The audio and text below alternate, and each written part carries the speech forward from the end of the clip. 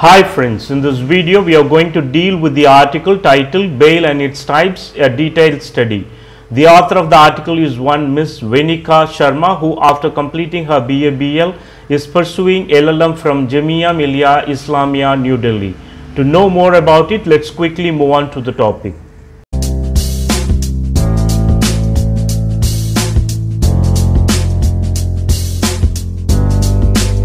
Hello everybody, I hope everybody is doing well. So today's topic of discussion will be bail. It will be a very detailed discussion. So first of all, I'll be telling you the topics of this discussion. So first we'll be discussing about why bail is called bail. Second will be like the definitions of bail, bail bond, surety and security. Third we will discuss about the bailable and the non-bailable offences. Fourth will be factors taken into consideration while granting bail. Fifth, we'll discuss about anticipatory bail. Sixth will be regular bail. Seventh will be cancellation of bail. And eighth will be successive bail application. So let's start with the first one, which is why bail is called bail. So this word bail, it can be said to be derived from the topic, from the word bailment. Okay, so we all know the concept of bailment. We have studied it in the Indian Contract Act of 1872. So the accused, in this concept, the accused is handed over to the surety, and finally the accused is required to appear before the court or the police officer as and when required. So it is the duty of the surety to make sure that the accused appears before the court as and when required. So even if there is no surety, like in some cases people are not able to bring somebody as their surety. So even in those cases, the accused has been released on the accused is released on a personal bond. So in that case also, he has to ensure that he presents himself before the court or the police official as and when required. So the next we'll discuss about the not exactly the definition, but the meaning of bail, bail bond, surety and security. So bail is the process of the release of the accused. The accused is released by the process of bail. Bail bond is a kind of promise, like the person to whom the bail, the accused to whom the bail is granted, he assures it to the police officer or to the court that he will appear as and when required before the court or before the police official for any required purposes. So next is security. Security is the amount for which the promise has been made. Like you will be granted bail over a security amount, and if you are not present when as and when required before the court or before the police official, then the amount of security, it will be seized. So the next now the surety. Surety is type of a guarantor. The person who guarantees that the accused will be present there, he is the surety. So section 441 clause 4 specifically of this code, criminal procedure code, it mentions that surety should be fit and sufficient. And by fit and sufficient, we mean that he should be citizen of India, he should be major, he should be sound mind, and he should be financially stable, so that he can provide for the bail bond of the accused. So now let's discuss about the bailable and non-bailable offences. So they are these offences are defined under section 2A of CRPC. And this section, it does not define specifically, but it is merely a declaratory provision, and it does not define these offences as such. So rather, it simply makes reference to the first schedule, that you go to that schedule, you go through the list provided there, and you figure out what are bailable and non-bailable offences. So in bailable offences, the bail is a matter of right, and it has to be granted by the police officer or the judicial magistrate, and the bond has to be furnished. In bailable offences, it is a matter of right of the accused, and in non-bailable offences, it is not per se the right of the accused. It is upon the discretion of the court that whether the bail has to be granted or it has not to be granted to the accused. So next we'll be discussing the third topic. It is factors taken into consideration by the court while granting bail in the non-bailable offences, because as we knew that in non-bailable offences, it is the discretion of the court. So what are the factors that the court will see while granting bail in these type of offences? So the first factor will be a balance has to be maintained between the individual interest and the societal interest, because as you know that the crime is the offence is the crime against the society. So we have to see the societal interest also, and the accused as an individual, we have to see his interest also. So a balance has to be maintained between the two, the societal interest and the individual interest. So that has to be seen by the court. Second will be the general rule. We all know that general rule. This is a very general thing, that there is a saying that bail is a rule and jail is an exception. So the court will go by that, and the court will approach the issue with a tilt of mind that the bail has to be granted to the accused. Now there are 12 important points. I'll number them and then tell you. There are 12 important points that the court will see. So the first is the nature of the case. The court will go through the nature of the case, what type of case it is, whether it is a non-bailable, whether it is bailable. The court will see that. And second will be the chances of the accused not repeating the crime. Okay, the court will see whether the offender is a habitual offender or not, and whether there is any possibility that he will be repeating it in the future or not. So the third will be the antecedents of the accused. The court will check that if there is any past record of the accused of the same crime or any other crime of the nature. The fourth will be the court will also examine the chances of the accused absconding. The court will see that whether if the bail is granted to the accused, whether he will abscond or he will not present himself before the court whenever required. So the court will see that. The fifth will be the court will examine whether there are any chances of the accused that he will threaten the person, threaten the witness, or whether he will be tamper the evidence. Now the sixth is that the court will see if there is any prima facie case against the accused. If there is a prima facie case, if there is a prima facie case and it is a non-bailable offence, then the court might refuse to provide the bail. So seventh will be if the case is a socio-economic offence and it affects the society at large materially, then the bail will not be granted. Eighth is if the accused is a sole bread earner of the family and he is the one taking care of every other individual present in his family, then the court will grant the bail. Ninth point is if the accused is a lady and if she is on a family way means if she is pregnant, then the bail will be granted. In the 10th point, the old age of the person and the bad health of the person, if a person is aged and if he is ill or if he is severely ill that he cannot spend time in that jail or anything, so he will be granted bail. In 11th point, it is the socio-economic status of the accused will be seen, and if then the bail will be granted or not granted respectively. The last point, the court at the time of hearing of the bail shall also take into consideration the fact that the accused should be given a reasonable opportunity to prepare his defense. These are 12 points. So we are done with the third topic also. Now next we will be dealing with the anticipatory bail. So as you know, anticipatory bail is provided under section 438 of the code, criminal procedure code. And anticipatory bail, it does not save us as such from the arresting, rather it saves us from the custody. Okay, anticipatory bail can be granted only by the High Court or the Court of Session under section 438 of CRPC. Initially, the application of anticipatory bail is to be filed in the Court of Session, and if it is granted by it, then it is okay. And if the Court of Session refuses to grant anticipatory bail, then it is further the application is further filed in the High Court or High Court for the anticipatory bail. Now the application of anticipatory bail can be filed in both the cases, in the cognizable cases as well as the non-cognizable cases.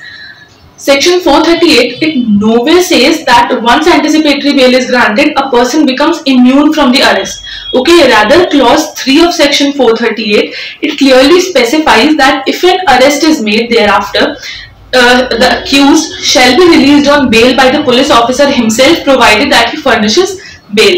Okay, thus practically a non-bailable, in this case, in the case of anticipatory bail, what practically happens is that a non-bailable offences gets converted into a bailable offences once the case is of anticipatory bail. So there is no anticipatory bail after custody of the accused. You can only apply for the anticipatory bail before the custody. So now we'll be discussing with the cancellation of anticipatory bail. In what cases the court the High Court or the Court of Session can cancel the anticipatory bail. So we all know anticipatory bail is granted under Section 438 by the Court of Session or High Court. Now its cancellation is provided under the very next section, that is 439 clause 2, and in the same way, like the Court of Session and High Court provides it, the cancellation can also be done by the Court of Session and the High Court. If the anticipatory bail was granted by the Court of Session, then it can be cancelled by both, by the Court of Session or by the High Court. And in the next case, if the anticipatory bail was provided by the High Court, then it can only be cancelled by the High Court, because an inferior court cannot cancel the bail granted by the upper court. So that is the case. Now we have a leading case of Gurbaksh Singh versus State of Punjab. It was a 5-judge bench case and it was 1980 Supreme Court judgment. So in this case, points of discussion between anticipatory bail and regular bail were laid down in this case, and it was held that anticipatory bail is a pre-arrest legal proceeding, whereas regular bail is a post-arrest legal proceeding. These were the points of discussion. I'll be telling you simultaneously. So the second point was anticipatory bail is an injunctive order, and we know regular bail is a remedial order, like you get arrested and then custody is there and then you can apply for the regular bail. Third point was the application of anticipatory bail can be moved before arrest, and the regular bail has to be moved after arrest. The next point was is the lodging of FIR is not mandatory for anticipatory bail, like there is no need to file an FIR and all the proceedings and then, but in regular bail there is a need of filing an FIR and the further procedure. So the last point is the anticipatory bail can be granted for an unlimited period of time up till the completion of the trial, like a accused gets anticipatory bail up till that time, like till the time the trial is concluded. Now we have one more case of Ankit Bharti versus State of UP. It is a very recent case, like not such recent, but yeah, it is a 2020 Allahabad High Court judgment. So it was held in this case that both Court of Session and High Court have concurrent jurisdiction in the case of in the matter of anticipatory bail, and it has to be, but first it has to be filed in the Court of Session. You cannot go directly. You can go directly to High Court in some cases, in very distinctive cases, but if you have very strong or very compelling reasons, but initially it has to be filed in the Court of Session, and then if it gets cancelled from there, you can proceed to the High Court. So next we'll study about regular bail, like the provisions of the code we'll discuss here. So in regular bail we'll be discussing broadly 3 sections. It is 436, 437 and 439. So let's start with this. The custody is the foremost important and essential thing for filing an application for the regular bail. Like like the accused should be in the custody of the police or the court to get the regular bail. Now, section 436 of CRPC talks about bailable offences. Bail is a right in bailable offences. We all know that it is a matter of right of the accused and not the discretion of the court. Like if a person applies for bail in bailable offences, the court has to grant him bail. It is granted by the police officer or the magistrate. It can be granted by both, and no examination of any grounds need to be done. Like we read in the anticipatory bail that like the court will be going through certain factors while granting bail, but here in bailable offences there is no such grounds have to be taken into consideration. So next clause, 436 clause 2, it talks about cancellation of bail upon non-fulfillment of the conditions required for the bail, and the amount of security deposited in the bail bond will be forfeited. Okay, like when you furnish a bail, when you apply for bail, you furnish a bail bond, you write certain conditions in there, and just in case you're not able to abide by those conditions, your bail is cancelled, the amount is forfeited, and there are further consequences of that. Okay, the provision to this section, it says that if a person is an indigent person as in if he is a pauper, then he can be granted bail without security, and in all other cases it is the discretion of the court. Okay, if the court finds out that the certain person is indigent, then he will not, the court will not furnish the amount of security or anything. He will grant, the court will grant bail to the accused. Now we'll talk about the explanation.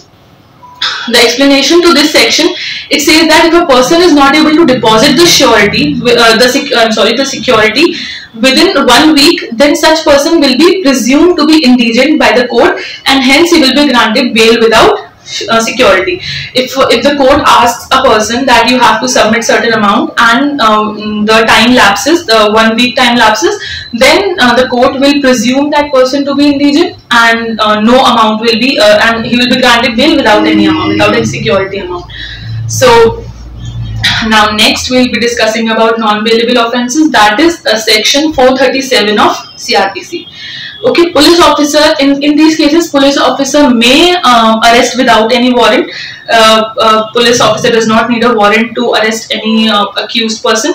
The accused appears before the court, and in both the above cases, the judicial magistrate can grant bail if provided grounds are satisfied. Okay, offences punishable by in those offences that are punishable by life imprisonment or by death, bail will be granted by the High Court or the Court of Session. And in the offences punishable by life imprisonment, only by life imprisonment. In the first case, we read like the life imprisonment and the death, but in this case, if the offence is punishable by life imprisonment only, the bail may be granted by the judicial magistrate if that particular offence is triable by the judicial magistrate.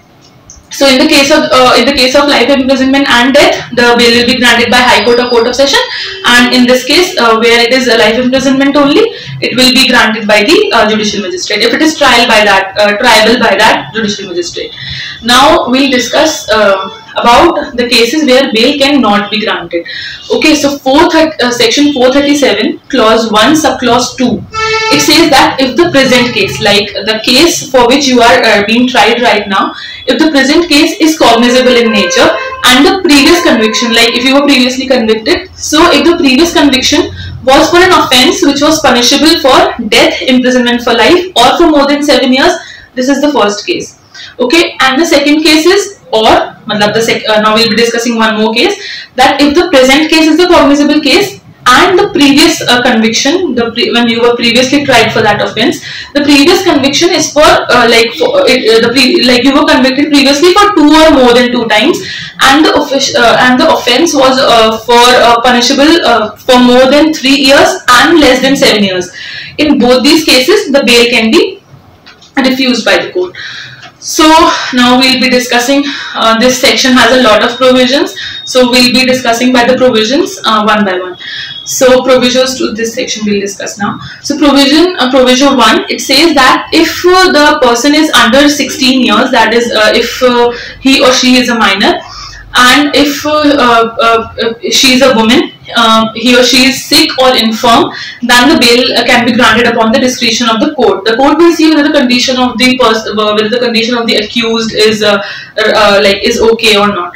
Now provision 2, it says that the judicial magistrate may release. It is a discretion, like it is shall word is not used, so it is not a mandatory thing. So the judicial magistrate may release on bail for any other special reasons, whatever judicial magistrate may deem fit after inquiring upon the case, he can provide bail. Now provision 3, it says that the bail cannot be refused on the ground that the test identification parade has not been done. We read about test identification parade in section 9 of Indian Evidence Act. We have read it there. Like, it is not specifically mentioned, but it is a part of that section 9 of Indian Evidence Act. So it says that a person cannot be refused bail on the ground that like if they say that the TIP is test identification parade is not yet done, so we cannot grant bail. This is not the case. The bail will be granted.